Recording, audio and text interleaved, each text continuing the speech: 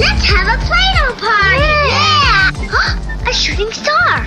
You can have a Play-Doh party anytime with the Play-Doh Fun Factory. I made spaghetti! Fire! Make a hose! No, it's a snake! I want your spaghetti. He got the spaghetti! By yourself or with the gang, you can have a Play-Doh party. It's fun!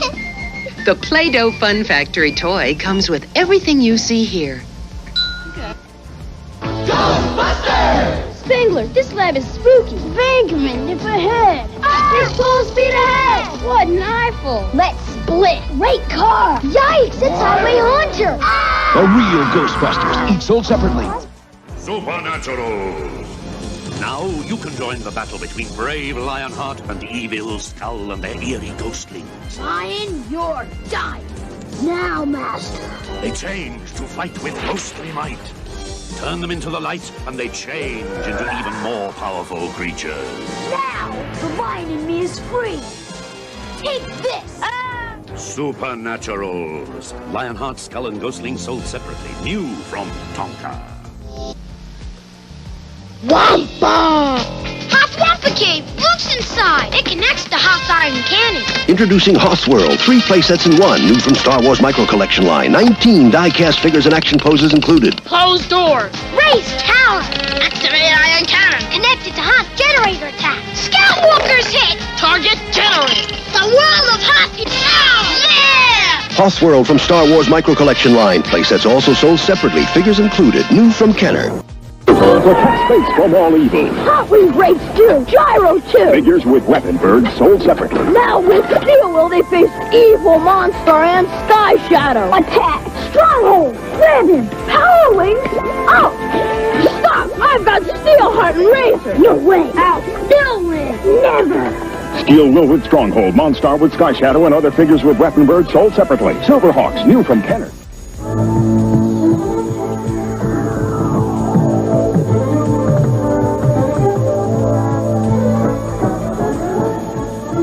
Enter the world of Voltron, where thrilling adventures let you soar beyond the limits of your imagination.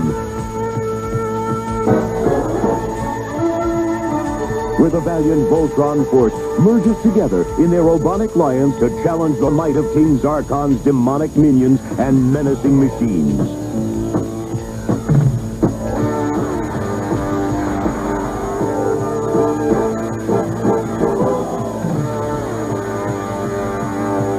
You can join this never-ending battle between the army of evil and the champions of justice, with the fate of planet Aris and the entire universe at stake. Voltron action figures, lions, and vehicles each sold separately from Panache Place. Cobra can run, but he can't hide. The G.I. Joe Crusader's hot on his trail. Nobody beats G.I. Joe. G.I. Joe Crusader. Cobra is shaking with fear. Crusader's gonna blast him from the stratosphere. Gotcha! Launch the Avenger! The Crusader and Adventure are one top team. Gear down! Awesome. Nobody beats G.I. Joe, a real American hero. Crusader comes with pilot and adventure. Yo, Joe! Sold separately. Ghostbusters! Careful, Janine, this airport's haunted. Wow, great plane! It's air sickness! Run for it! Hey, mister, how about a lift? This wicked wing! The real Ghostbusters, each sold separately. What will the future bring from Nintendo? More hits like The Legend of Zelda. Sports hits like ice hockey. Nintendo has the most video game hits like Hogan's Alley and Donkey Kong Classics, and more like Excite Bike and RC Pro-Am. And you can play them only on the Nintendo Entertainment System. Now you're playing with power. It's here. The E.T. board game. Now you can pretend to help E.T. go home. Danger! Sometimes you can hide. You're safe, E.T. And sometimes you can fly. Wow! Now the communicator's ready. E.T. phone home. To the spaceship. The one that helps E.T.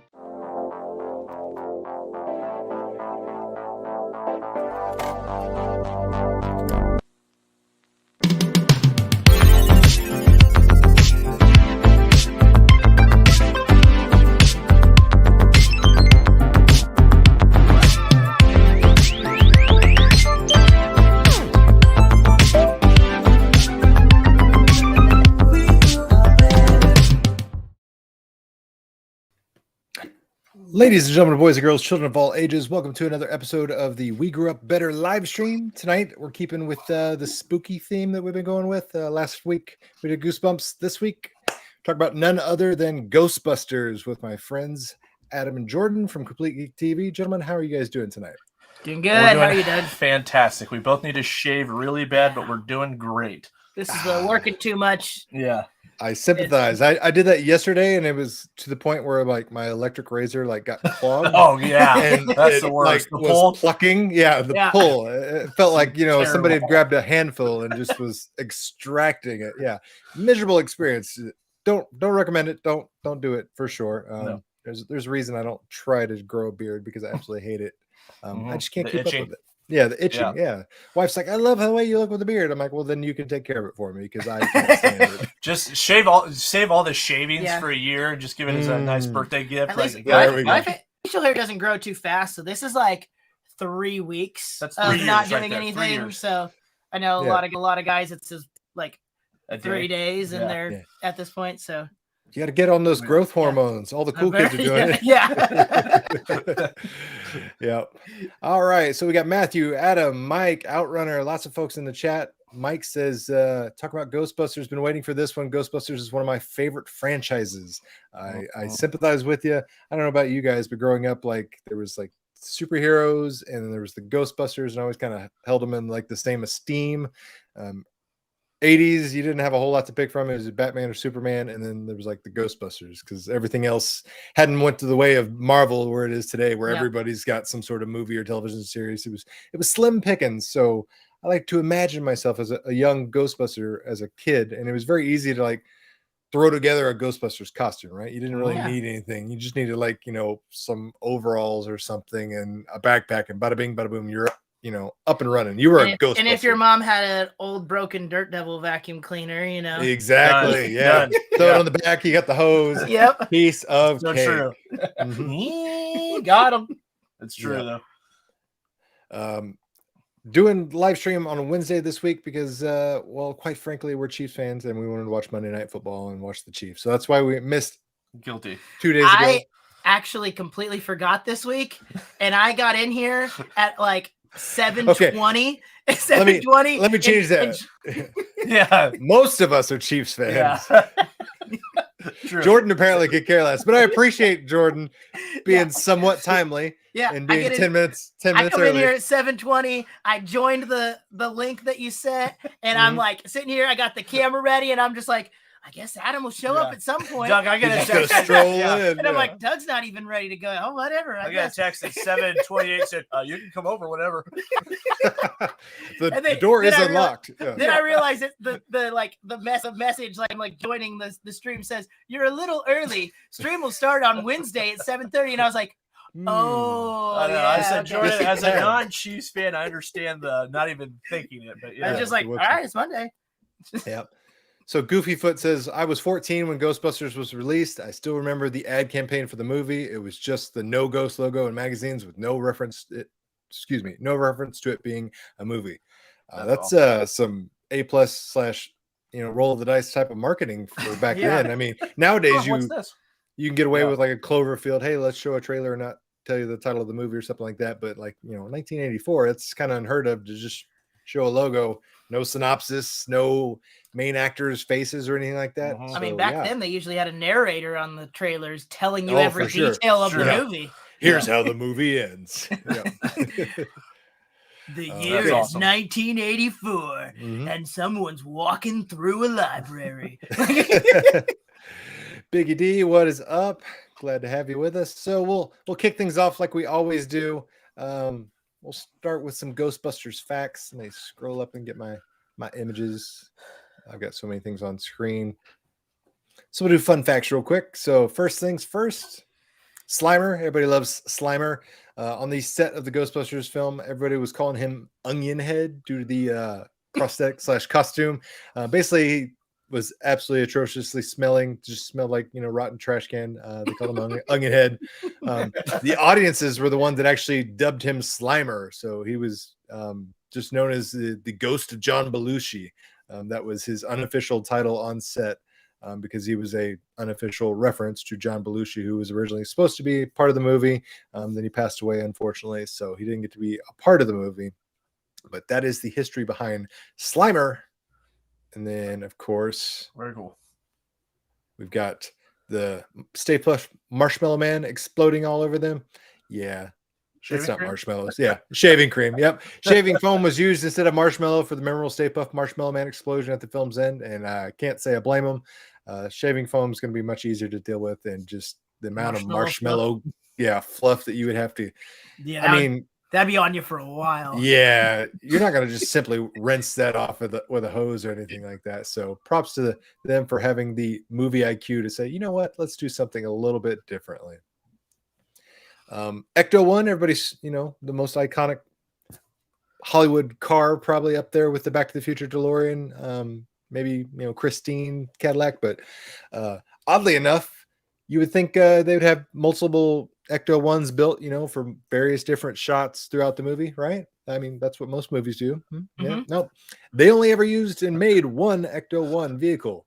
Specifically, they only made one for both movies entirely. So the entire franchise of Ghostbusters literally only had one Ecto-1 vehicle made for both films.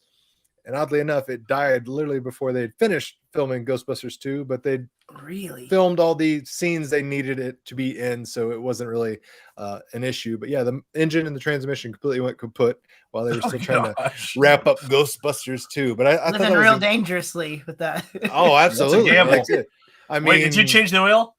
Just moving the vehicle from sets, it's kind of crazy that think that nobody accidentally bumped it into something or took it off the trailer, took out a taillight. I mean, that's some sketchy roll of the dice again type of stuff, but they were on a shoestring budget and they were trying to get everything done as quickly as possible. So that was one of the choices they had to make, is like, hey, just get her done. We only got time for one. That antenna is impressive, by the way. It is. It connects all the way to the top and everything. Yeah, and it's even accurate to the toys. So that's so good. So they even have the antenna on the toy that goes all the way. That's so good. Yeah, I don't know why it has to be like that either, but I imagine they get some awesome, awesome great radio reception. Yeah. You're tuning into 89.7 Czechoslovakian radio.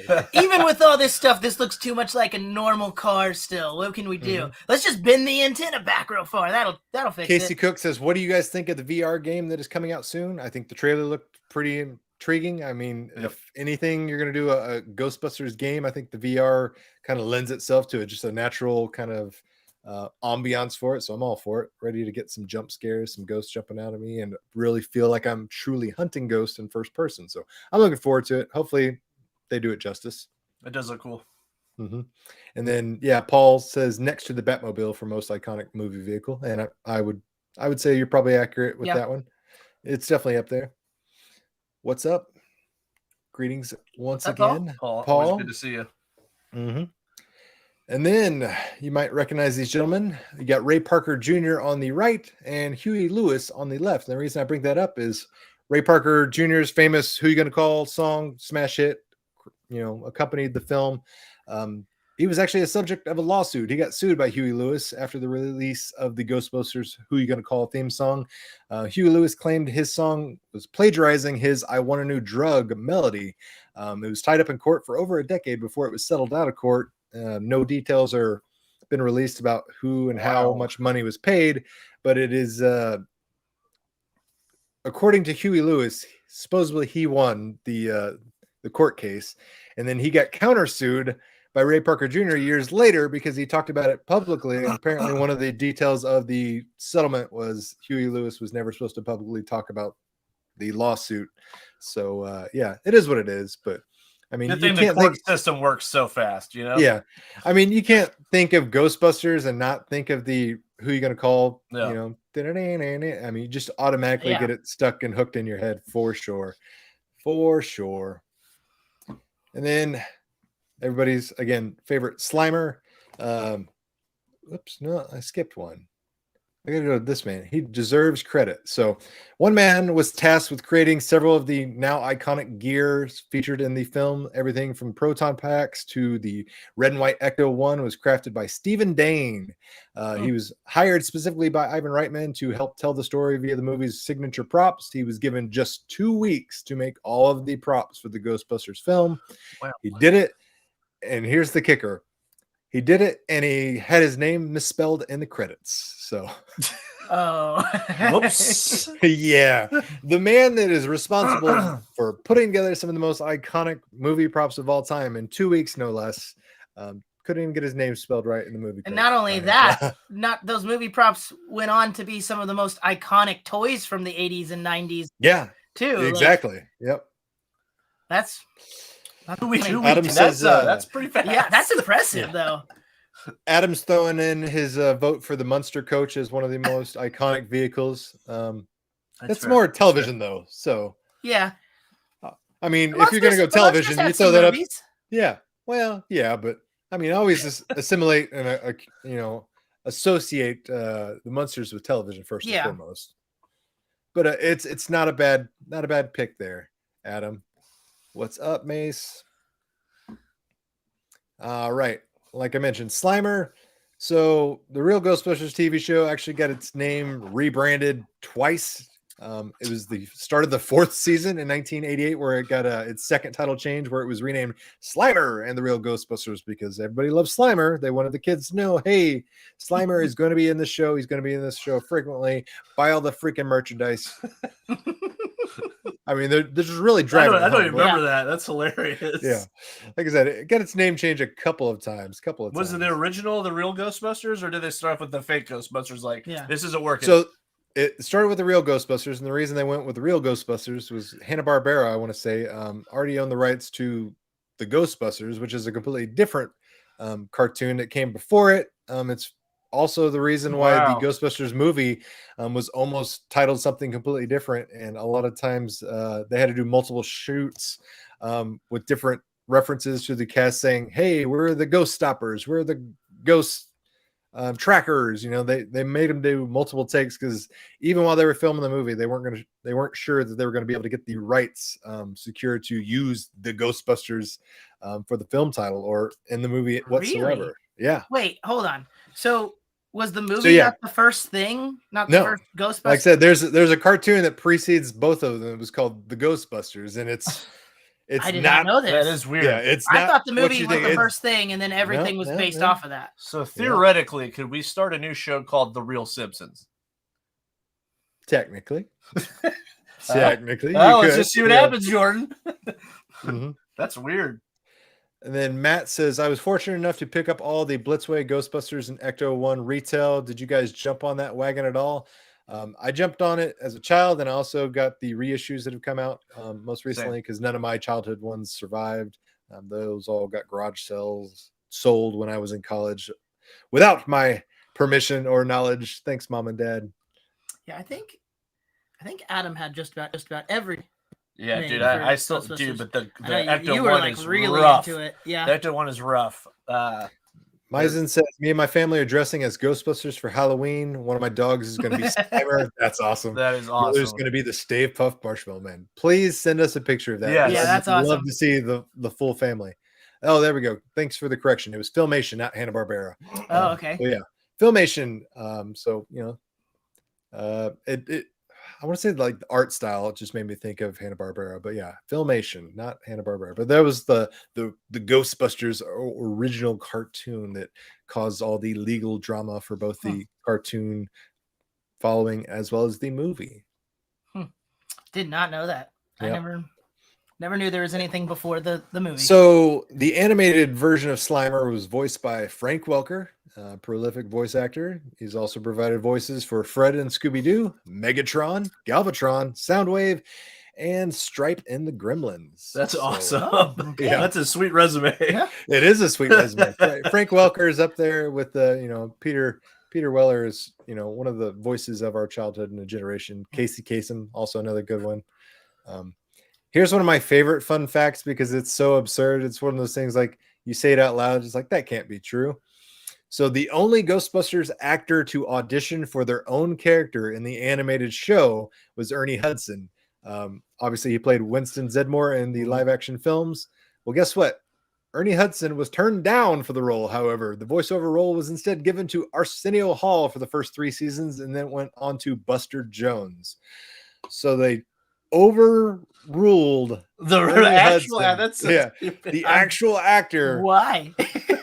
So they could go with freaking Arsenio Hall, for crying out loud. Oh my god. So he shows up to the interview. Here's my resume. I was Winston. I was a real Ghostbuster. Yeah, we're gonna need to see some more work. Yeah. Maybe he just like cracked under pressure of like a studio recording, because like. Well, that's the thing though. Like it's studio recording. It's audio dub. Like you can do 1,000 takes and it's not really an issue. Yeah, whereas we're trying to find takes on film. Yeah. I just, like I said, it's one of those things you say out loud and you're like, that can't be true. Surely not. That's very weird. We're trying to find someone that resembles the real actor. Yeah. I am him. No, it's you don't sound enough like Zeddemore. So yeah. I got to bring this one up. This one made me laugh. Matthew, another iconic vehicle, honorable mention. Conestoga from Oregon. That is hilarious. Oh, good stuff. Your little Oregon Trail. And then Paul says, yeah, what's with these rogue parents that sell their kids valuable childhood toys? Yeah, I just, they want to see the world burn. That's the only way I can assimilate it. Mark Hamill as well. Yeah, he was also a voice of our childhood and a generation for sure. Lots of voice acting roles under his. Love Ghostbusters, but on a different note, would you ever consider selling your South Park pinball machine? If not, I can ship one to you and have you replicate it for the right money. Yes, I would consider selling it. In fact, my wife would sell it this evening. She absolutely hates it. Of all the machines I own, she wants that one to go first and foremost. So is it the gameplay she doesn't like, or just not a fan? I think she's just not a fan of South Park. So I gotcha. Does it have voices that? Yeah, it's good, dude. It's rude. It's crude. It's South Park for sure. Yep. So he's like, if I hear Cartman one more time, it's pretty raunchy. I love it. Yeah. And then peak 90s here in 1997, 6 years after the real Ghostbusters ceased production, another animated show based on the franchise premiered on TV screens. It was Extreme Ghostbusters, which was also sometimes referred to as Ghostbusters Dark because everything is dark and edgy. It saw an older Egon Spengler mentoring a team of college-age Ghostbusters. Check out the cool, overtly dyed hair and, the spiky hair and the sleeve tattoos and the earrings. I mean, this is 90s grunge at its finest. Yeah. Needless to say, this show was not a hit. Yeah, it's sad that even the kid in me seeing this poster is disappointed. I didn't watch this, but yeah. Who can forget, Ghostbusters Griffin and Miller and Rivera and yep, and Gap Tooth Slimer because he's missing a tooth. Why not? Well, hopefully the Tooth Fairy came and visited. Yeah, I'm really surprised they didn't try to give him like a gold grill in 1997. That'd be awesome.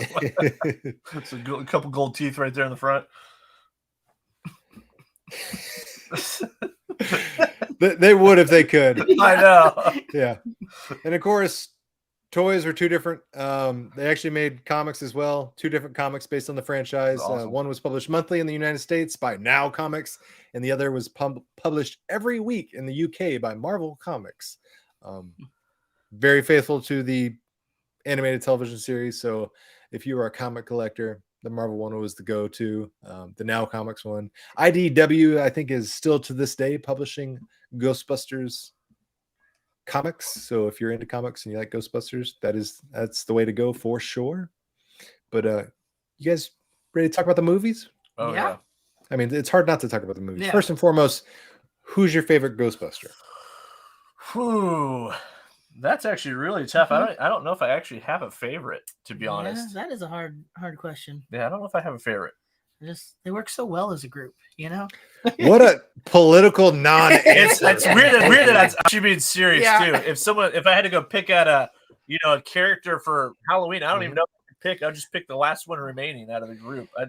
So normally I would always like gravitate towards like the most nerdy of them all. So Egon would be like, hey, the Brainiac or whatever. But like always the dry sense of humor, wisecracking smartass that I was as a child.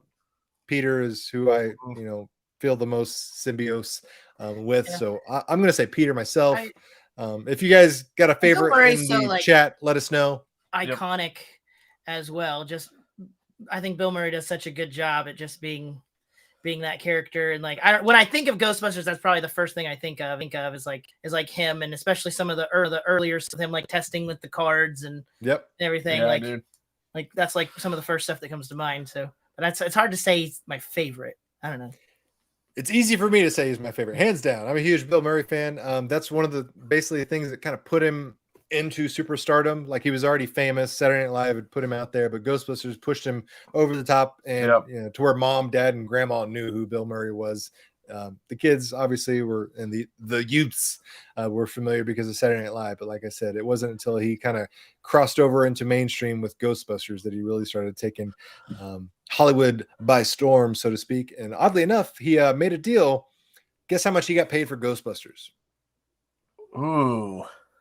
I love these questions. I'll take another wild stab. Mm-hmm. I'm gonna guess. I'm gonna be way off here. I'm just gonna guess because I have to consider the time. I'm just gonna say $150,000. 150,000. Okay. Why do I think that? I don't even. That Jordan. I'm not sure. You want to take a stab? If not, you can just say pass. I really have no idea.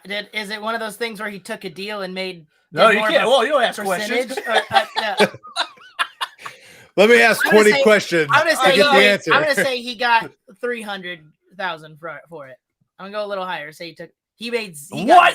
$0. He made a deal with the studio that he would do this movie if they gave him carte blanche to make a passion project that he wanted to do, which was going to be one of his first serious roles. They said, sure. Now, he did get some money on the back end, but as far as upfront, here's the check. He got absolutely nothing for the role. And the movie, his passion project that it went out, it was a colossal failure, lost lots of money in the box office, and just wasn't a hit. But props to him for, taking that risk and saying, hey, I want to stretch my legs and do a little bit more. He obviously was successful in later years with more dramatic roles. Lost in Translation got him an Oscar nomination. I can't remember if he won. Yeah, he's probably doing okay. He's been in plenty of things. Yep. It's those are always such interesting questions. Like I don't know if you've heard the interview with Arnold Schwarzenegger, who he said that the movie made the most from was Twins because the studio almost canceled it, and he thought it was just such a funny movie and wanted to do it, that he decided to not take a percentage. Not take a pay from it, do a percentage. And because of that percentage, he's made a certain percentage off of everything sold that has anything to do with the movie. And he said he's made more off of that movie than any other movie he's ever done because of that. Yep. Robert Downey Jr. did a similar deal with Marvel with Iron Man, and then basically Iron Man as a character moving forward. And it was so successful for him that Marvel moving forward cut off everybody from making any sort of similar deal. Yeah, let's not do that. Because they literally ended up paying him $280 million for something that they originally offered him like 1.5 to do. That's decent. So, he did all right on that one. Might want to put that in savings. So Casey, I don't know who this is directed towards. I would assume it's me because these gentlemen already put up an awesome NFL Blitz video, and I haven't done an arcade one-up video in a long time. Yes, I will do one probably in the next couple of weeks. I'll dust off the arcade one-up filmage that I'm doing. So keep that in mind. And of course, Matthew says Bill Murray, never die, national treasure for sure. Yeah, I don't know if you guys experienced this too, watching Ghostbusters movie, obviously as a younger person, then obviously now as an adult, catching kind of jokes and humor that you did not quite understand as a younger person. And one of my favorite scenes of the movie is when Ray is like checking out the building and they're trying to negotiate. There's like the plumbing's leaking. When Ray's just like, this place is great. When can we move in? Let's stay here tonight and sleep. See what we think. There's like, got a fire pole. I guess we'll take it. Yeah, I just remember it's weird because I don't have many memories of it as a kid. Well, I know I watched it. The only thing I can remember from like being really, really young. Ghost pulling down his pants scene. No, I was gonna say the Stay Puft good. Marshmallow. I feel like I remember walking around my house and my parents laughing about it. Me trying to be the Stay Puft Marshmallow and act like I'm like smashing. You want to everything. reenact that for us real quick? Be like, I'm joking. That's perfect. Jordan, you definitely have a career in Hollywood. Yeah. That was the best Stay Marshmallow I've ever seen in real life. So that's good. So let's take a look at some behind the scenes clips of the Ghostbusters film while we're talking about it. Yes.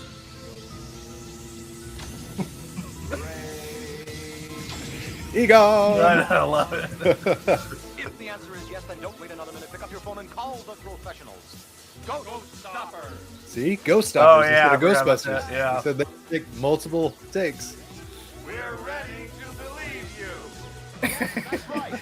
Can you imagine if that's what it ended up being called? It probably still would have been successful, but it wouldn't have been. I mean, Ghostbusters just sounds so much cooler than Ghost. Yeah. Now when you think of the song and stuff, like who you gonna Ghost Stoppers. Like that just wouldn't have flowed the same way. Nah. Like No.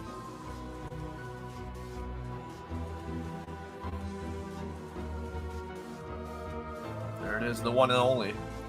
Yeah. Make sure that e-brake's set, man. You don't want that rolled down.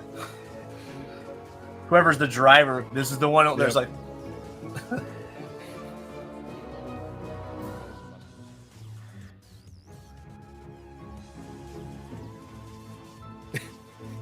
Dan Aykroyd, deep thought there.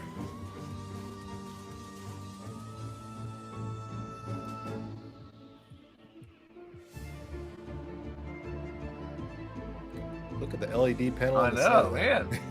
Going crazy. Now make sure to have those L pads. Yep.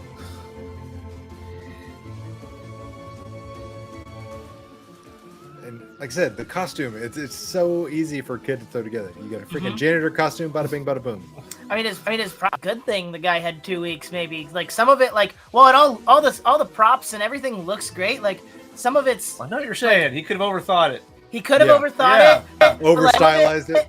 Some of it, like you said, some of it's so easy to throw together. It probably helped the popularity. Even a kid could watch the movie and be like, "I'm gonna go play that when I get home tonight."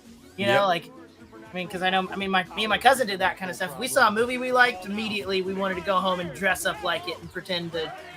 Oh, 100%. You want to recreate it. Yeah, exactly. Hey, speaking of we grew up better, 70s, 80s, 90s. You know, shout out to Wallpaper.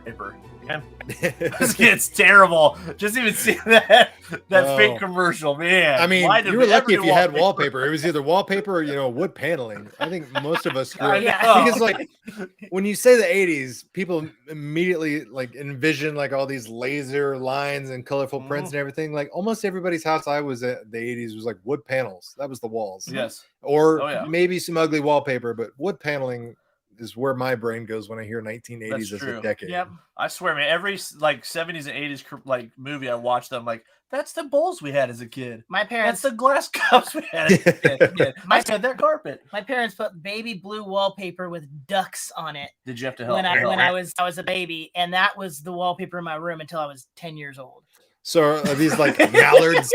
Are these like like almost like rubber ducky? No, like yes, like it was just like the outline of ducks, but like rubber ducky style ducks. Okay, yes. Well that's better. I'd rather have like rubber ducky silhouettes than like a flying mallard type of thing that screams like hunting season. No, it wasn't like that. Like it was clearly a baby's room that just never got changed.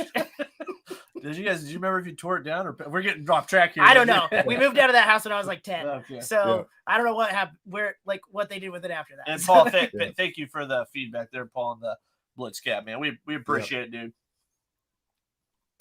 So the Ghostbusters film, 1984, budget $25 million, gross $300 million. So needless to say, they did all right on it. Ghostbusters 2, 1989. $25 million was the budget. Okay. I thought you made said 200. 300. No, it made 300. So okay, yeah. That's a decent nice chunk of change. Yeah. Ghostbusters 2, 1989, wasn't as critically successful. They said they took a lot of the, heart of the original film out of it and spent too much time with special effects and trying to show you crazy things on screen. Still was successful. Again, $25 million budget, which even by today's standards, even with inflation, is relatively shoestring, especially for a movie that has special effects like Ghost and all the practical nonsense they had to make. Ghostbusters 2 made $215.4 million. So again, still very successful. Yep. I have to say though, dude, for what they accomplished special effects wise for 25 million is actually pretty impressive. I mean, they had the Statue of Liberty go through the freaking city, and then I mean, not really, but you know what I'm saying. That it was impressive. It was very impressive. In fact, that they had a scene that they had storyboarded where they wanted the Statue of Liberty to rise out of the Hudson and then walk out there. And they quickly realized, hey, we don't have enough time to film this, and we're running out of the ideas of how to do this practically. So we're just going to scrap it all together. Okay. Yeah. There was a lot of things being changed while the movie was being filmed. The script was being revised on set, which almost always equates to disaster, but they made it work. Matt says, so the abridged version is the original studio making Ghostbusters didn't have the rights to the name. The studio, for other reasons, fired their vice president, who ended up at Sony, who was, again, spearheading Columbia Pictures, who went on to do Ghostbusters. So that's one of those things where you're like, oh, yeah, screw you guys. I'll show you. And they literally did. So, I always love those type of scenarios where somebody's like, all right, fine. You're going to let me go? I'll just take my business elsewhere. And their business literally becomes something like that grows the company into what it is today. Always good stuff. Yeah. Matthew wanted to say, wonder how close they were to leaving the wood grain on the side of the Ecto-1. I mean, they were probably a couple of cans of paint shy. Just really thought about it. It's like, just throw some white vinyl on it. It's fine. Nobody will notice. We're not doing close-ups. All right, so it is time to look at some weird merchandise for Ghostbusters. So 80s toys, everything, the normal, movie tie-in memorabilia, that's to be expected. But they really kind of took some creative liberties with some of these Ghostbusters merchandise that we're going to look at. Yeah. Some of it makes sense. Some of it doesn't make any sense. I'll let you be the judge. I feel like 80s and 90s was like, if you had an idea for a toy, it was like, yeah, go for it. Yeah, go do it. Make that. Yeah. There's no pitch meetings. It was just like, write what you want. Here's the check. Go make it, and we'll sell it. Plain and simple. So first things first, we got ectoplasm. Again, it was 80s and 90s. For whatever reason, every toy had some sort of slime. Yeah, that makes sense. Yeah, they just kept wanting to cover everything and ruin your toys. I mean, it does make sense. It ruins your toys.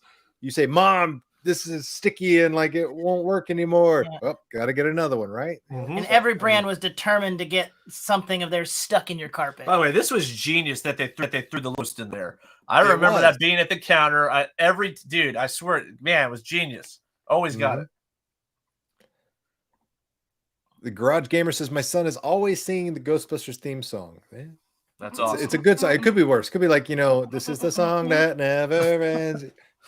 I would much rather hear the Ghostbusters theme song than, a million of the other, things that kids are singing these days. Somehow I always, every time I sing the Ghostbusters song, I end up... You sing Ghost Stoppers? Yeah.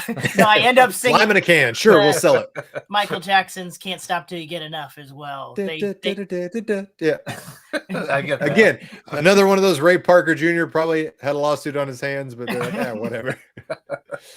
Of course, you got Slimer fluoride toothpaste. Yes, nothing says, dental hygiene like brushing your teeth with Slimer brand toothpaste.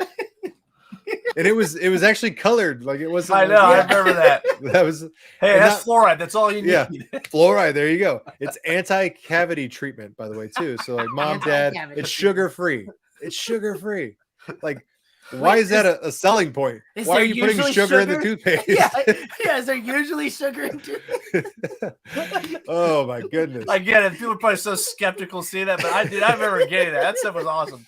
It was like candy. It was. They also had ectoplasm again, great bubblegum flavor. So this is toothpaste as well?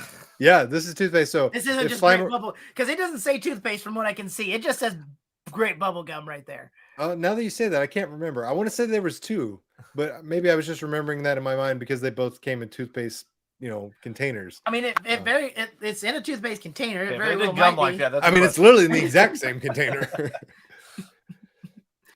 I mean, if it's sugar-free, what's the difference? In all honesty? If the ectoplasm doesn't have sugar, then it's the same thing with just, a different food coloring. And then I didn't know this existed, but apparently it did. There was a firehouse play set, so like a backyard swing set. So if your dad was a doctor, because I'm going off this sweet house in the background and the fact that he's got this firehouse playground. Yeah, I didn't have that toy. If your dad was a doctor or a surgeon, you had this in your backyard, but I don't know who sold this. I don't know how much it was. Like I said, I just found out about it today, and I was immediately disappointed the fact that, I grew up in a poor white trash trailer kid. It does have Ghostbusters 2 branding on it, which I thought was kind of unique. But I mean, this thing looks awesome. That is like freaking Are you sure awesome. someone didn't just build this for their kid? Because or is this something you could buy? This was something you could buy. Like I said, I don't think it was like obviously you're not going to go to Home Depot or whatever, but somebody was selling this, and I'm sure it cost a pretty penny. Like, that is incredible. The kid in me just wants that so bad right now, even right now. But like, I gotta know. Like, as soon as I saw this, I'm like, surely. I mean, it looks like it's big enough to have like a mini fire pole, right? Like 2 floors. Yeah. Like, yep. Oh my god. We need some details on this, people. Yeah. Somebody, did anyone have please. one of these? Yeah. Somebody has to have this laying in their basement somewhere. I hope so. If they don't, I hope it's still, out there in somebody's backyard, standing the test of time. I think he was talking about the bubble gum or toothpaste. Okay, that's possible. That is more than likely. It'd be harder to have that laying in your basement somewhere. That's true. That's true. Those are Matthew says, "Oh wow, I immediately remembered that taste and consistency after squeezing that gum in the pile." And it says, Paul says this looks like Legos. It really does with that front, those little, peg-looking thought. But either way, I want this as an adult. Like, I don't even care. Like, that is if somebody still made this, real Ghostbusters pasta shapes. That I think everything had a pasta.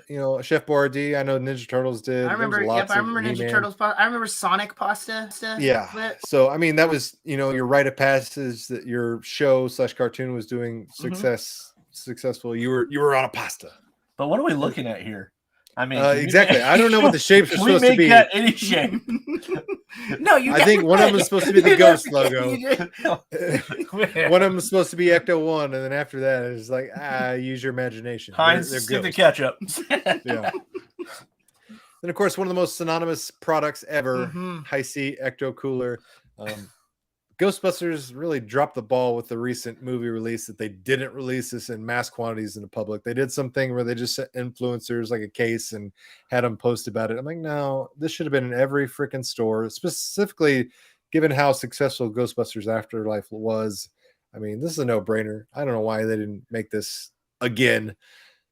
There's recipes out there on the internet if you want to make your own variation / version of High C Ecto Cooler. But I remember drinking this in copious amounts, bringing it in the lunchbox. It was good stuff. Hold on, it was this. What color was it? Like the it's bright green. It looked like antifreeze. It was. That's awesome. Yeah. Mm-hmm. Ecto Cooler. I bought so many of these for the ladies Ghostbusters. Yeah. See, that's the thing. When they released the female Ghostbusters movie, High C Ecto Cooler came out. They brought it out. Yeah, wide release. You could buy it in cases. I bought tons of it, enjoyed it, and I was like, "Oh man, this is pure sugar. I love it." That's cool. Diabetes in a can. And then we got some weird toys. These were the Ghostbusters Spitballs. So basically, these were just water toys. You filled them up with water and you squeezed it, and it would squirt. Scary 18-foot squirt. That's some really interesting marketing right there. Man, I'm gonna track these down and see if we can get 18 feet out of that. What height do you have to be at? And when you think of toys, you think of Intertech brand, right? Of course. And you got this ghost over here that looks like he could be somewhat related to Beavis and Butthead. Yeah. These are great. I love the. You got Blanca's cousin over here on the right hand side. Here's another product that I wasn't familiar with, but it was Ghost in a Can. This was sold to Burger King. It was basically Coca-Cola in a black labeled can, but you could get Ghost in a Can. I'll tell you what, I'm always disappointed in stuff like this though. You're like, Ghost in a Can. You're just like, this is just Coke. Yeah, it's just Coke with a label. Do something. Got him. Why is this dated for 2011? Did the person somebody found these in storage? Apparently, I was gonna say, like, it's not a new thing for sure. No, it's It's a very old thing, but somebody's been keeping those in mom's attic for sure. And of course, 80s and 90s, everything had trading cards with that rock hard stick of bubble gum, little wax pack packages. TV shows, movies, you name it, everything had trading cards. And here's the most oddball thing, even more so than the Playhouse: the real Ghostbusters 42-inch ceiling fan. All right, be honest, Jordan. No. Would you rather have the ducks on the wall or Uh-huh. the Ghostbuster ceiling fan? I don't know. Oh, you're gonna keep the ducks? Yeah. I mean, I grew up with the ducks. There's There's some comfort in the ducks. Yeah. You know? Rick the Knight says he's a Peter Venkman Ghostbusters fan for sure. Mike says, what about the Ghostbusters hot thermal mug and free balloons for the kids? I don't remember that one. I remember, like, obviously the thermos and the lunchbox combo that we'd got for any and every TV show and movie, but I'm not familiar with the balloons. I have to look that up, but I don't know. It's hard to beat a ceiling fan. Like, Where do you even find that? why does it even You find the sweet place? Yeah, I guess. I mean, whatever hardware store was selling the, you know, the Firehouse place that was also trying to sell you the real Ghostbusters ceiling fan and light kit. It's a light and a kit. This is I'm just amazed that exists. That is awesome. Exactly. Weird merchandise for sure. For sure. You're like someone bought that and put that in their house. Like, Oh, for sure. I put my head on the pillow at night. Rest assured that is still hanging somewhere in the United States of America in some household. someone's living room. Just I hope so. I hope I can go on Zillow.com and find a house, you know, a fixer-upper, if you will, and see that in the pictures, the real Ghostbusters ceiling fan. I'm like, well, that just immediately adds $10,000. I was gonna say, you wouldn't change that, would you? No. You'd keep that Absolutely in there. not. I no. would not change it either. That's a feature. That is a selling I feature. know. You have an Airbnb. It's one of your selling points. Yeah. Includes a real Ghostbusters ceiling fan and light kit. Yeah. Paul says they're reaching a little bit on the ceiling fan. Oh, and of course, cartoon. We're talking about the cartoon. I had to mute the volume because Like their friend in the absolutely, yeah. He like in the movie, he's a foe. He's a ghost to catch, and here he's he's a sidekick. He's like, oh, Slimer, you silly goose, type of thing. Matthew wants to know: are the real Ghostbusters on Disney Plus? That's a good question. I don't know. I don't think so. Question. I I'll would, look right I now. would, yeah, I was about to say, somebody get on the Google machine and say, where is I'll the just real go to Ghostbusters Disney Plus and look streaming? Let me ask you this. The boogeyman was terrifying. So to you, I'm saying that yourself, if you go into a store, let's say you got Slimer and then you got Stay Puft Marshmallow Man on the shelf, you can only get one. Like, who's the more iconic character for you that you're? That's like a flip of the coin one, because like I feel like I'm winning either way, but like it's still you want them both because they're both great. Oh yeah. There doesn't appear to be Ghostbusters anything on Disney. I was supposed to say, I don't think it's streaming anywhere. Like, I know you can go like to Walmart and buy the entire series for like $25. Mike says Stay Puff all day. I probably literally flip a coin on the toy aisle and just go with whatever it lands on. Because I'm so like dead set down the middle on that one. Yeah, I love them both, but I have to go Stay Puffed on this now. one. I take it back. Like, if it's a squeezy, Plushie? soft plushie, then I'm going with Stay Puft. Yeah, there you go. If it's like I a got PVC, both the NECA stuff, the plushie. Yeah. If it's something else, then I'll probably go Slimer. But obviously, you can't have a Saturday morning cartoon without cereal, right? No. Do you guys have the real Ghostbusters cereal? Oh yeah. It's the exact same song with different lyrics. Juice and toast. Yep. That all comes in the box. It's crazy. I gotta go back one more time for that riff right there. I know. Breakfast. It's the first time I've ever heard that. One. Here it comes. That is great. Milk and juice and toast and a napkin, and it just goes on. That is fantastic. I want to know when he's recording that in the booth. He's like, you guys kidding me with this stuff? Like, shut up and stay on script. It's like they handed him a piece of paper with the lyrics, and he's like, this doesn't fit in a 4-bar measure, right? Yeah. Yeah, just trying to make it work. I guess I'll try. Okay. With milk and toast and juice and a bucket of Oreos. And milk. We're just going to hold that note the entire time. Yeah. Oh, good stuff. Adam says that's going to be his new ringtone. That is good, dude. Yeah. Matthews is hilarious. Comes in the green Juice milk. And toast and juice and toast and Comma. berries and ghosts and hoes Yeah. and All right, that's good. Yeah. I don't know how to catch that. First time I heard that. And of course, action figures. Kenner outdid themselves. They were making nothing but gold. But we got lots of great action figures. This commercial's great. It is. With the crazy effects right there. Becky, Steph, and Spangler are here. So are these ghosts. I don't know about you, but I always end up accidentally breaking those, the wands off on those toys. But look how good the Stay Puft Marshmallow Man looks. One of my favorite toys. Pretty sure we had the. Yep. Oh, got a slime him, of course. Pretty sure we had that Venkman in the Grew Up Better intro video, didn't we? Yep, absolutely. Were you guys, because like you saw the commercial, right? And then of course you wanted to do it as a kid. I remember I took the last one, threw it on my toy, immediately regretted it.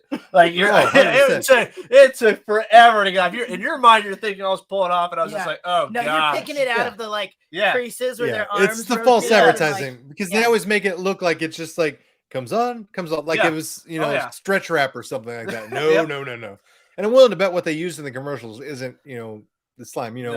Typical Hollywood magic. You see a burger or whatever, it's a foam bun and painted ketchup, spray. all that kind of stuff. Yeah, exactly. It's Hollywood magic. And then you remember their actual play set where they have the holes, the top and bottom where the slime goes through. And of course, in the commercial, they make it look like you just got slimed. As a kid, you put it up there. You're waiting 10 minutes forever. and come down to hit your character. It's like, what am I supposed to heat this up in the microwave? And then you're that kid that's putting ectoplasm in the microwave, and then you have to explain. You're shaking to come down faster. Yeah, that's a sweet. Explain to mom and dad why there's ectoplasm all over the microwave. Yep, pretty much. Yep. They were pumping out figures left and right, and then of course, goofy, wacky, zany ghost characters, which I always loved. These were really fun playset type of devices. I mean, look at that. Just put some ectoplasm in the gut. Yeah. The kids have to make their own sound effects. Have fun getting that off, kid. Yeah. And of course, you got to have your Ecto one, which they did great. I love that they reissued that a year or two ago. It's magnifique. Bug Eye, another great toy. But look how big some of these, There's more ectoplasm right there. Ectoplasm out the nose and the mouth. Yep. Each sold separately. Batteries not included. Yep. And then one more ectoplasm for the road. I know. You know what I like is nowadays I feel like they would go to the extent of going CGI or effects to try and make it look like the toys are moving on their own of some sort or look cool. Back in the 80s and 90s, they just, hey kids, play with these, and we're just gonna set a camera here and record it. Yep. And go. Yeah, type of thing. Yeah. And shoot. But not everything was great. If you were a Vigigame fan, which I think almost everybody, watching and tuning in here, we're all Vigigame fans, right? Right. Well, Ghostbusters for the NES, 1984. So it's 1984, so not all the games were the best in 1984. It was, the early days of the NES. And anytime you release something that's that close to a theatrical window, obviously they didn't spend a whole lot of time on it. But this was your Ghostbusters NES experience that you got home. Terrible. I mean, I do love this part. Yeah, you got the digitized music, but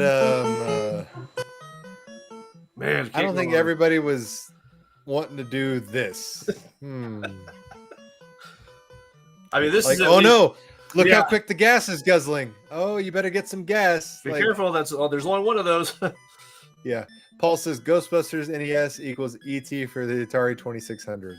That's pretty bad. Yeah. Retro Coop. Yes, we are. Glad you could join us. Hope you're doing well. Oh, he missed the gas. Wait, was that the gas that he just missed? Oh, I mean, look how he's going to need some gas. He's almost at it. Come on, man. I remember having this, or not having, I didn't buy it, but renting this, thinking, all right, Ghostbusters, yeah. And then popping this in the NES and going, what the hell is this garbage? And why is there so many fire hydrants? Yeah. Ghost Food, $2,000. Oh man, the sound generator is $100. That is 1980. Yeah, $100,000 for a sound generator. A Ghost Fact. Like, I don't know about inflation, but 1984, these prices seem a little bit steep. $2,000 for Ghost Food. A Hyper Beam is $12,000. A Capture Beam is $3,000. What's the difference between a Hyper Beam and a Capture Beam? By the way, do you guys know where Zool is? That is hilarious. Any idea where Zool's hiding? No guesses. Maybe. Yeah, don't make it too obvious, Gabe. Well, what about the gas station or the shop? What were you supposed to be doing here with the whole no ghost? That's the thing. Sign? It's just an atrocious. Yeah, it's atrocious game. So they did a little bit better in 1990, and they released Ghostbusters 2, but it's still not a great game. In fact, I'm not even going to show you a clip of that one because it's not a great game. I do want to discuss this. What's Ghost Food? You just hey, let's just make this Ghostbuster symbol float around the screen. I picture Ghost Food being similar to that can. Ectoplasm? The Ghostbusters. Oh, the dog food looking Chef Boyardee. Yeah, I think that's equivalent to what it probably is. I mean, it very well could be use your imagination. Yeah, pretty much, Joshua. $40,000 for some Ghost Food. Yeah, it's expensive. No faith in the gamer. Yeah, I don't know who that game was marketed or built for because children weren't having it, adults weren't having it. It was just a terrible game. Once again, Sega later on and years later did do a decent version of Ghostbusters. But a lot of people weren't aware of it. By this time, Ghostbusters had already kind of been in and out of the theaters. But it is the best version of a Ghostbusters game. I mean, you get to shoot ghosts and you get the side-scrolling adventure. It's a nice platform. Was it like a package with ghouls and ghosts? No, but this is, a marketing tie-in. It's like ghosts, ghouls, and ghosts. Worlds are for the Genesis system. Sega Genesis brings the arcade experience home. Games sold separately. Games sold separately, even though we showed them together. Good stuff. That was a good game. Mm-hmm. And then an advertisement for toys that we just saw earlier today when we were putting footage together for this show. I may have to turn the volume up on this one just because you got to really appreciate the voiceover and the production quality of this commercial. So here we go. Who you gonna call? I'm scared. Don't worry, Gene. Egan and the guys are here. We'll protect you. Yeah. Come on, Gene, this way. I love this commercial. Yeah. I'm glad you guys are here. Well, I'm sure glad they didn't. The new Ghostbusters range. They're a real scream. Man, it's great. So Australian commercial for the Kenner line. Good stuff. That is real good. Mike says they could have made such great games with a license like Ghostbusters, and we got those games. Yeah. My thoughts exactly. Like, one of the reason there was just a lot of misses in the 80s with slam dunk games that could have been like, we didn't get a Transformers Nintendo game. Like, that's weird. How do you not do a Transformers video game in the 80s for the Nintendo system? Like, it's weird. There's very few movies that have translated into good games and vice versa. Most games that were good games didn't have great movies when they made. I mean, there's a few, but most of the time, it's. Are you referring to the old Mario Brothers movie? Yeah. Yes, that's amazing. Garage Gamer's son wants to know who you guys gonna call. Ghostbusters. Ghoststoppers for sure. Yeah. Paul. Yeah. That is good. The little girl in the Australia. I loved it. She was struggling a bit. I think the kid was carrying dead weight there because she was like, oh no. I'm glad you guys are here. I just really liked the hand touching the each kid. Matthew Marino says, insert fast talking micro machine man. Disclosures here. Some imagination required includes price hikes and mild inflation. Ectoplasm not included. That's perfect. Man, you read that perfect. Yeah, you did. I don't know about you guys, but I totally tried to always do like the micro machine man voice when the micro machine commercials come. Like the best. Dude. I think I saw those enough as a child that I had a lot of that dialogue memorized. So it was like, hey, go. I don't know why Micro Machines thought it was necessary to put that little peek window on some of those. Do you remember? Yeah, I don't know. Cool selling feature. Yeah, I know. Yeah. What's in the car? The piece de resistance for all Ghostbusters collectors, though, had to be the firehouse. Yes, nothing was cooler. Every playset or every toy line has that one playset that is like super substantial. The one thing you need. The firehouse was it, right? Oh yeah. I would argue that this is my playset of all time. That's a bold statement because there's a lot of good ones. But it's definitely top 3 for me. Yeah. Like it's just the only thing I don't like about it, and this is like, nitpicking as an adult growing up, is the hollowness from the backside of type of thing, which makes sense. Like you want to get in there, but like presentation on the front, very cool. Yep. And then you go around back and it's just like, oh, dollhouse, literally nothing to it here back there. Whereas like things like the Technodrome, were all encompassing. They opened up and there was so much gizmos and gadget going on. Inside you got the pole, which was cool, but everything else was, if I remember correctly, stickers. You have yours. You've seen. Yeah, it is. I was about to say you have one still, so you're a little more. Yeah, the only thing that was in there was the trap, basically. Besides where you stored them. Yep. Mm-hmm. Cyber Mind Arcade says Casey West Bottoms has an old firehouse that is like an exercise place now. UPS warehouse, exactly like that toy. Really interesting. That is very cool. Like I know the hook and ladder from the films is still out there in Brooklyn to this day. When I went out to New York, I definitely had to go out of my way to take several subway trains to get to it, just so I go, hey, cool, I saw it, and then get back on a subway train and go. Was it at least cool? Yeah, it's cool. Yeah, it's great. I mean, cool. Tourists, tons. I mean, it's still an active firehouse, which is great. That's awesome. It's got the sign out there and everything. I mean, it looks exactly like you would expect it to look. It's great that it's a monument to Ghostbusters fandom. Then you can go out there and there's 24/7, night or day, doesn't matter what day of the week. There's always somebody out there taking the picture saying, "Hey, Ghostbusters Firehouse." So that really speaks to the success of the franchise. Very cool. Retro JB says, speaking of the firehouse, the Lego Ghostbusters Firehouse is awesome. Yes, that is an amazing set, a ginormous set. I can't remember the retail price on it. I know it was pricey, but that's another one of those where it's like you build it and you're like, yeah, and you're like, crap, where did I put it? Because it's 3 foot tall and still cheaper than ghost food. Something. It is true. I mean, it's much cheaper than ghost food. Some more awesome. Lego's been killing it lately. Sorry, just throwing that out. Oh, you're fine. Yeah, killing it. Yeah, nonstop. They've got a bunch of great licenses. Another cool toy that we got, pun intended, the goggles. You got Michael Myers there in the window. I know. The wand with the spinning foam and yeah.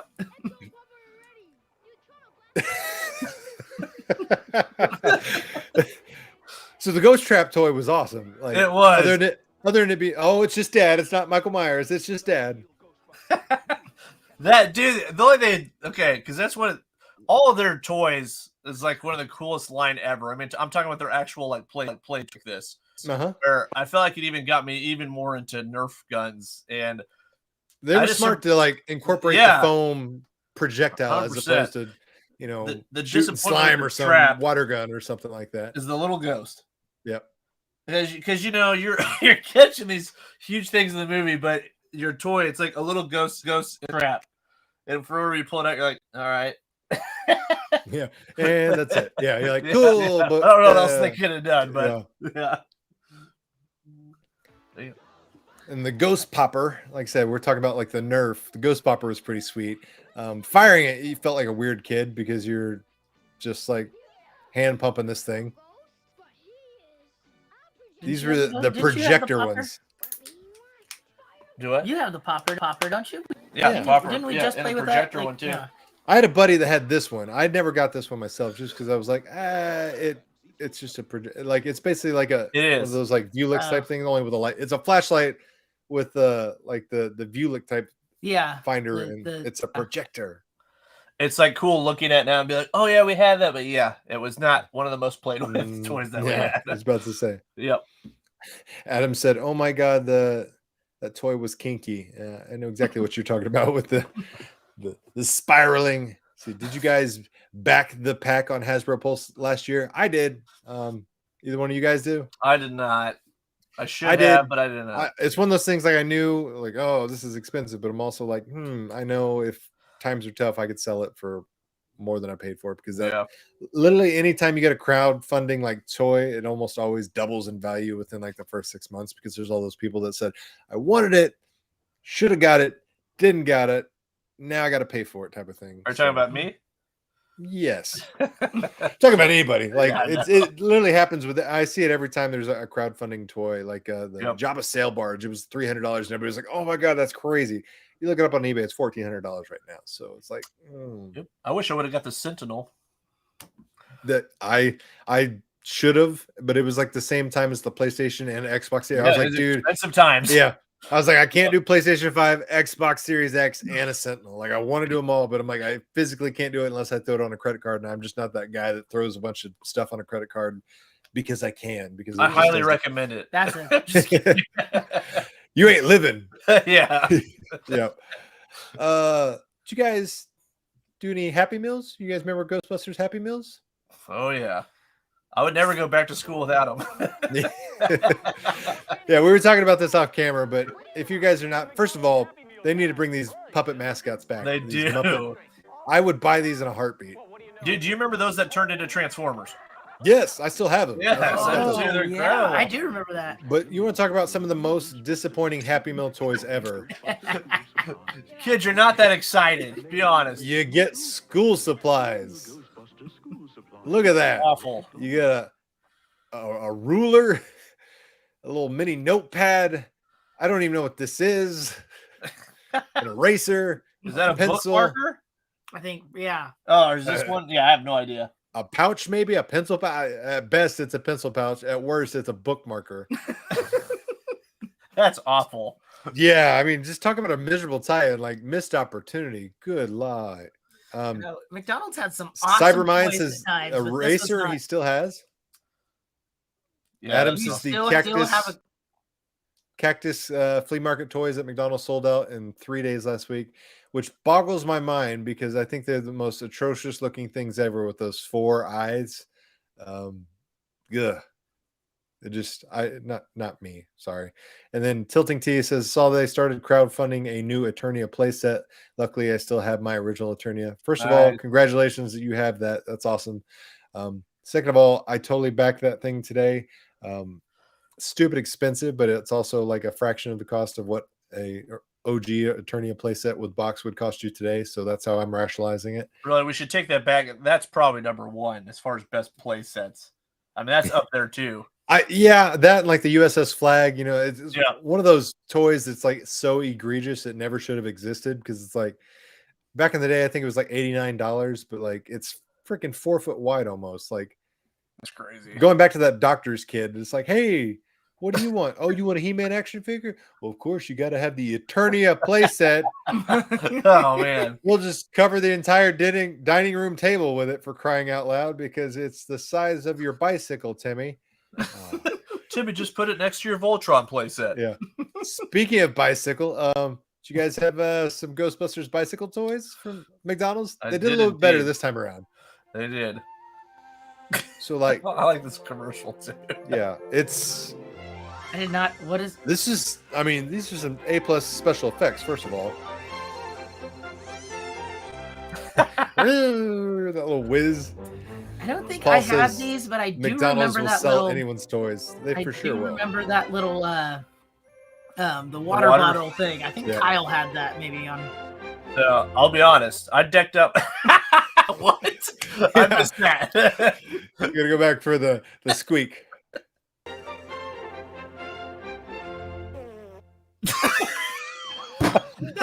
Is that actually how it sounded? That's a better. Yeah.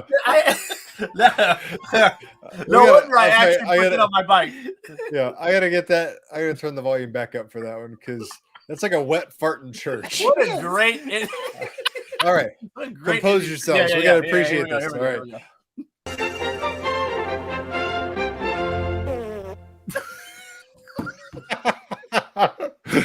I'm sorry, but that ending for a commercial is incredible. Yeah. That's amazing. The kid in me, it feels like, Yeah. Mom, Dad. Yeah, I need that right now. Yeah. It's like Dad, your excitement for the bicycle toys was here, and then at the very end of the commercial, you're like, well, I'm up here. I'm through the stratosphere, Mom and Dad. We're going to McDonald's tonight, right? Right? We're going to McDonald's tonight. Yep. We need this. We need this. Yeah. And the funny thing was that was like an add-on. Like you had to pay 59 cents on top of the Happy Meal. So like, and you look at him, you're like, really? It's a rubber bicycle horn. You guys are, of all the years they've given out things that were, $8 in value. Here's you got to pay us 59 cents for that. Like McDonald's was struggling at some point during their, toy marketing, because they had pencils, and then you had to pay extra for. Or maybe it wasn't McDonald's. Maybe it was the whoever was the Ghostbusters IP person who was out there licensing this stuff. That's like super out of touch with the youth because they're talking about school supply. It was somebody's grandma. Let's be honest. Like somebody's grandma was working, marketing and licensing over there at Sony Columbia Pictures, and like, what the kids really like? School supplies. It is August. No, I was thinking more. Yeah, I was for fart horn. No, listen, sweetheart. Back in my day, I wanted a pencil sharpener. Yeah. Every day, Jesse would ask me if I could borrow a pencil. So I will say this. I did not realize. I thought that just came as the Happy Meal. So shout out to Mom and Dad for getting those for me. Yeah, too. Because I really did. Sprucing out that 59 cents. Yeah. And what an odd price, 59 cents. That's like a Walmart pricing where they're always like, "Here, this is $1.84." And you're like, "Why didn't you just say $2?" Yeah. Yeah, that's a good question. All right, and then of course, you guys remember Play-Doh? You remember playing with Play-Doh? Of course, we remember Play-Doh. Who doesn't remember? I don't remember this though. Mm-hmm. That kid's like, "Who opened?" Wait, I gotta go back. Who opened the door? Yeah. He's like so aghast. No, I had this Play-Doh place. That's incredible. Yeah, it is. So where ectoplasm and slime was a little disappointing, this stuff was awesome. The cutter was shaped like Ecto 1. The mold is less messy. You got to form like your own little Ghostbusters and ghosts. Like this thing was magnifique. I stand by this comment. Best Play-Doh set ever. Yeah, I mean, dude, that was the one I played with that all. You'd be hard pressed to beat this one. I don't know if anybody else in the chat has an alternate they want to suggest, but I think it's hard pressed to beat Play-Doh tie-in with Ghostbusters. That was incredible. I mean, because at the end of the day, it's still just Play-Doh. So if you want to just play with it as Play-Doh, you can. But yeah, the extras that you got with that, like you were saying, the Ecto 1 being the actual like cutter and everything, like just make your own ghosts. Yeah. Sweet. Matthew says the Ghostbusters bag doubles as a hyperventilating bag in case you found out you ate your whole Happy Meal for a pencil bag. Highly disappointed. What is this? You suck, Ronald. I mean, honestly, I think I'd rather have the pencil sharpener than the eraser. Oh, for sure. Like the eraser just disappears. Fibermine says I want the pumpkin Happy Meal trick or treat things back again. Funny you mentioned that because those are actually coming back October 18th. So the Happy Meal pails, yeah. Oh, that were in like the pumpkin. Yeah, there was a ghost, a pumpkin, and a witch. Okay. That is awesome. So forget your adult Happy Meal crap with that cactus plant flea market stuff that they tried last week. October 18th, they're bringing back those Halloween Happy Meal pails. Wow. I will be the grown-ass man in the drive-thru going, "Yo, you got those Happy Meal pails?" And I'm like, "Yes, sir. Yes, we do. How many would you like for your kid?" I'm like, "Yeah, kid. I want 3 for me." And you're gonna go, "There's a limit of 1." I'm gonna say, I repeat, I want 3 for me. Mm-hmm. That's why when you call everyone you know who has children, and be like, "Hey, we need to all go to McDonald's." Dude, I'm getting all 3 of those. It's been so long white since glow in the dark one. That was awesome. It's been so long since I've been to McDonald's, and even longer since I've gotten a Happy Meal. Do they still put them in that like house type of like box thing? Yeah, that's still okay. You haven't taken your daughter to get a Happy Meal yet? No. What kind of nutritious father are you? How are you? Eat your tofu, kid. I never actually liked McDonald's. I just wanted the toys as a kid. I just wanted the fries and the toys. I care less about anything else. Now that I'm older and I don't really care for the newer movies coming out much these days or whatever they have there, I'm like, well, Sonic's cool, yeah. You just missed a whole run of Sonic toys. They did Sonic toys? See, I didn't realize that because I'm so out of touch with what McDonald's is doing. His daughter loves Sonic too. We're going off air. My daughter does love Sonic, actually. Mm-hmm. Dude, I went trick or treating with the McDonald's Happy Meal. Mm-hmm. Oh, for sure. A lot of us did. Another one of the coolest toys, the Ecto backpack. I mean, it's pretty sweet because you felt like you had a real movie prop. Like, you know, you got your ghost popper, you can shoot your little Nerf things, hit the targets. Bam!